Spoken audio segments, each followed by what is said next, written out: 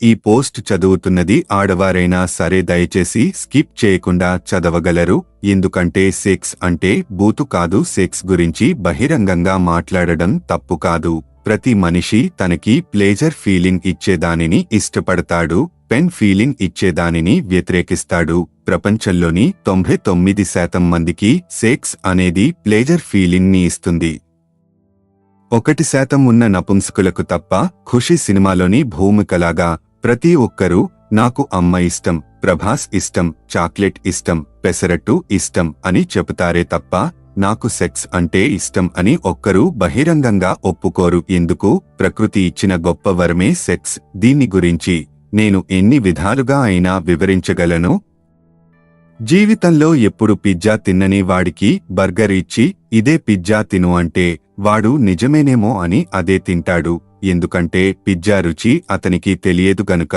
అలాగే ప్రేమలోని మాధుర్యం రుచి చూడని వారు పెళ్లిలోని బంధాన్ని ప్రేమగా భ్రమపడతారు. భార్యాభర్తల మధ్య రోజూ ఉండే సహచర్యం వల్ల ఒక విధమైన బంధం ఏర్పడుతుంది.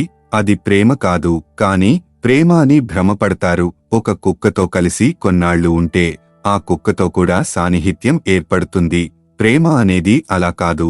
అది పూర్తిగా ప్రత్యేకమైనది. దాన్ని అనుభవించాలే కాని మాటలతో చెప్పడం సాధ్యం కాదు.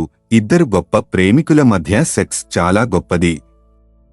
తల్లి బిడ్డల మధ్య ఎంత ప్రేమానుబంధం ఉంటుందో అంతే ప్రేమ అనుబంధం ఇద్దరు ప్రేమికుల మధ్య కూడా ఉంటే అప్పుడు అటువంటి ప్రేమికుల మధ్య కలయిక స్వర్గంతో సమానం. తల్లికి బిడ్డకి చాలా లోతైన అనుబంధం ఉంటుంది. ప్రియురాలు తన ప్రియుడిలో అలాంటి లోతైన అనుబంధాన్ని పెంపొందించగలిగితే ఆ ప్రియుడు ఆమెకి పిల్లాడిలా మారిపోతాడు. లైంగిక కోరికతో ఒక ప్రియుడు తన ప్రియురాలి వద్దకు వచ్చినప్పుడు ఆటోమేటిక్గా అతని చేతులు ప్రియురాలి గుండెల మీదకు వెళతాయి. ఎందుకంటే బిడ్డకి గాఢమైన అనుబంధం తల్లి స్తనాలతోనే గనుక.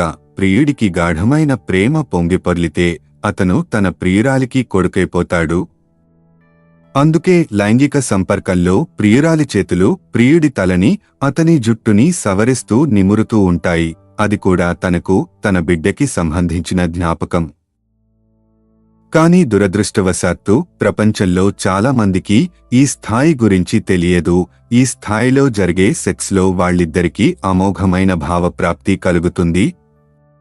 సెక్స్ తప్పు అనే ఫీలింగ్లో ఉండే ఇండియా లాంటి దేశాల్లో చాలామంది స్త్రీలు తమ జీవితంలో భావప్రాప్తిని పొందకుండానే చనిపోయారు. ఈ వీడియో కనుక మీకు నచ్చితే లైక్ చెయ్యండి, షేర్ చెయ్యండి. ఇలాంటి మంచి వీడియోస్ కోసం మా ఛానల్ని సబ్స్క్రైబ్ చేయండి.